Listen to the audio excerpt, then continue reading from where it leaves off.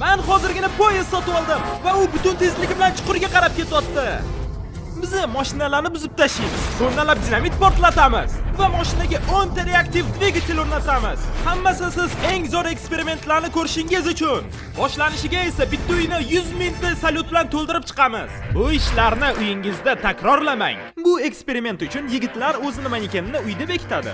Biz esa kim tirik qolishini ko'rib turamiz. Olov bilan suv bir-birini bosib turadi, lekin maneken tirik qoladi. Maniki xaladillikda. Bo'la qolinglar, kiringlar, uyni portlatamiz. Agar bilmasdan bir raqamini bossanglar, uy portlab ketadi. Xo'sh, sani manekening qayerda? Vannada, xaladillikda. Kirmoshdan tegida. Tarik, Ayvonda. Voy ha, o'tda o'tiribdi. bu eng zo'r ko'rgan eksperimentingiz bo'ladi. Ha! 5, 4, 3, 2, 1. Hozir portlaydi.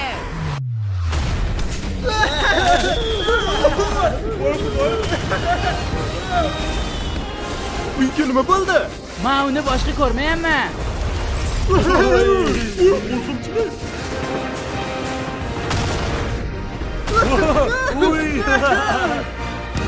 Voy xudoyim.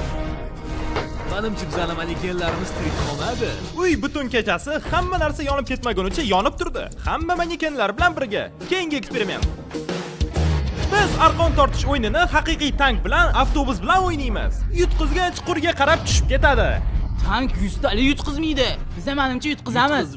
Albatta ularning ichida odam bo'lmaydi, chunki chuqurga tushgach odam o'lib ketishi mumkin. Shuning uchun tank pult orqali haydaladi. Bu noto'g'ri. 3, 2, 1, ketdi. Davay ketdi. Men uni oxirigacha bosdim. Sizlar uxladinglar. Yo'q, biz yutqizamiz. Avtobuslar bilan xayrlashamiz. Voy xudoyim, voy xudoyim. Ular hozir tushib ketadi.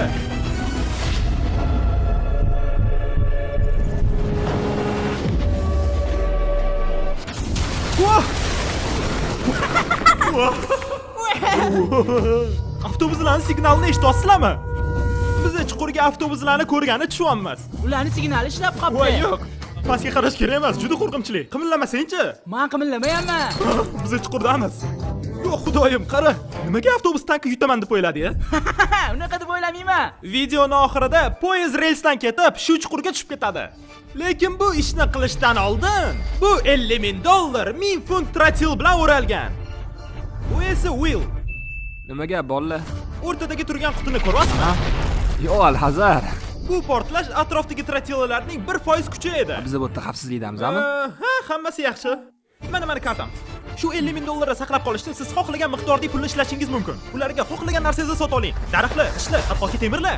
Hamma trotillar portlagandan keyin ichidagi 50 mingdan qolgan pulni olib ketasiz. Devorlar qurishda omad. Gap yo'q, davay 50 ming dollar ishlaymiz. Unda imkoniyat yo'q deb o'ylayman. Boshlanishiga Will 12 ta katta konteyner sotyapti va ichiga 9 ton suv to'ldiribdi. Jimmini portlag'ichlaridan bu narsani himoya qilishiga katta shubham bor. Va u to'g'ri o'ylagan, chunki shuni o'zi trotila portlashni yonini ola olmaydi. Biz esa hozircha boshqa eksperimentga o'tamiz. O'tgan safar biz mashinaga reaktiv dvigatel o'rnatdik va u 8 ta avtobus ustidan sakrab o'tdi. Endi biz 10 ta reaktiv dvigatel o'rnatdik va ko'ramiz 10 barobar uzoqga ucharmikan. O'ylashim bo'yicha rampadan uchgandan keyin u tekis o'rmonga qarab ketadi. Menimcha u birinchi avtobusga qarab uriladi-yu. Menimcha u o'ylamasdan gapirardi. Hozir bu kishi mashinaga ulangan va u mashina ko'rayotgan narsani ko'radi. Kris! Biza qochib turaylikmi? Ha, mashinani yo'lga tushiramiz. Ha, mayli. 3, 2, 1. Mashinani tushiringlar yo'lga.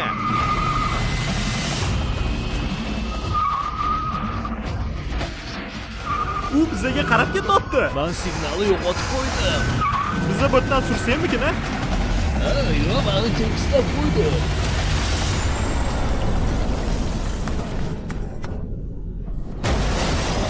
Ay xudoyim. Nima bala? Qarang, rampani sindirib qo'ydingiz. Wow, to'xta. Biz rampani sindirib qo'ydik. Menimcha bu omadli bo'ldi. Ha, mashina 12 ta avtobus ustidan bemalol uchdi va yo'lning o'rtasida chuqur qoldirdi. Haliyam tutyapti. Mana tutyapti. Biz katta chuqurga yana qaytdik. Agar u yoqqa tushib ketib, mingta sharri ustiga tushsang o'lasanmi? Meni ham bilgim kelyapti. Nolan ushi.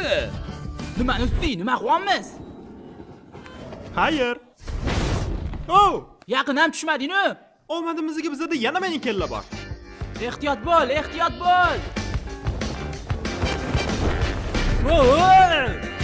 Oh, tushdi. Voy Jimmy, mashinani tushirib yuborsak, nima bo'ladi? Menimcha sizlar nima bo'lishini bilasizlar. Ishladi. Gol!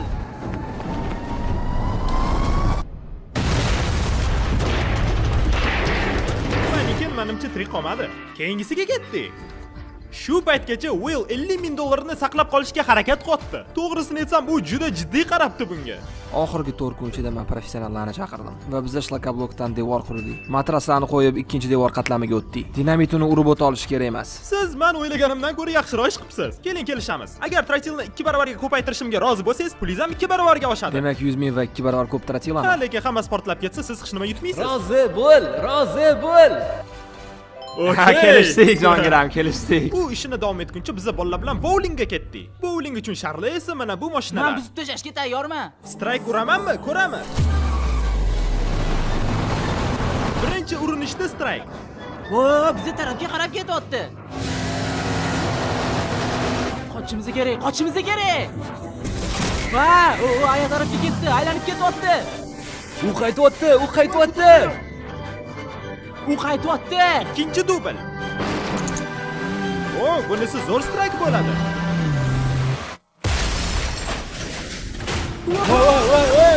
Naqa? Mashina urilishi menga yoqadi.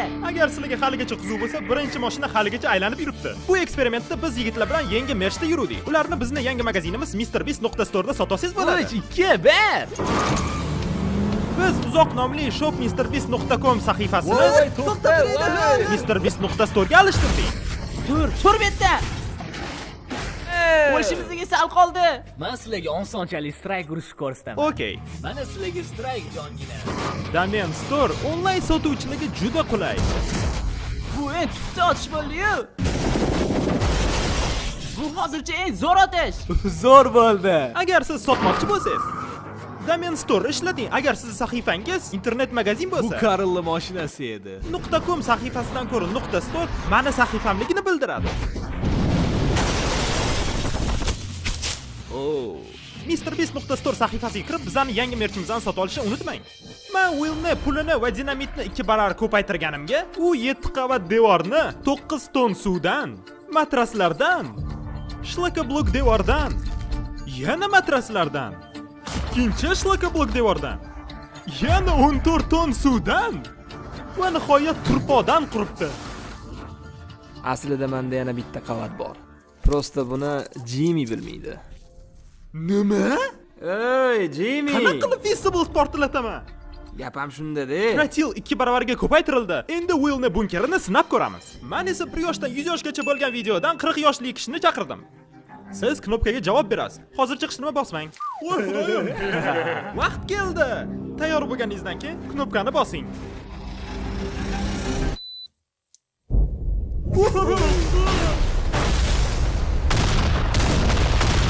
Voy xudoyim.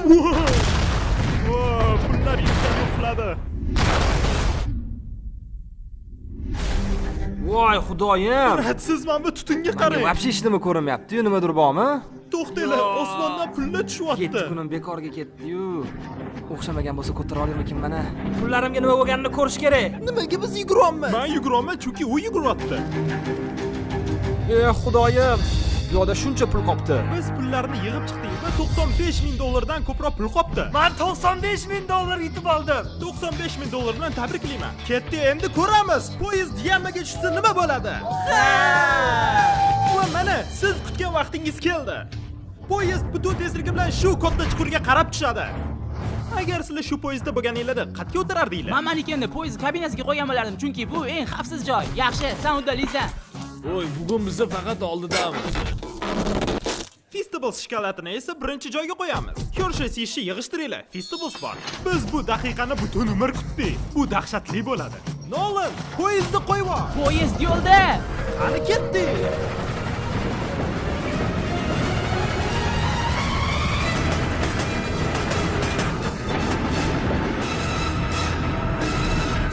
Voy xudoyim, u kelyapti.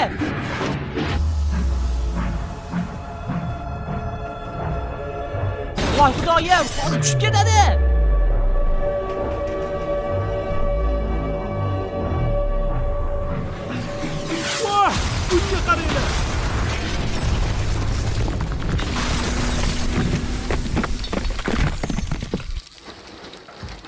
Menimcha bu umrimda eng zo'r ko'rgan narsam bo'ldi. Hazillashyapsanlarmi? Manikinim tirik qolmadi. Poyezd chuqurga qarshi. Chuqur yutdi. Video sizga yoqdi degan umiddaman. Keling, uni portlash bilan tugatamiz.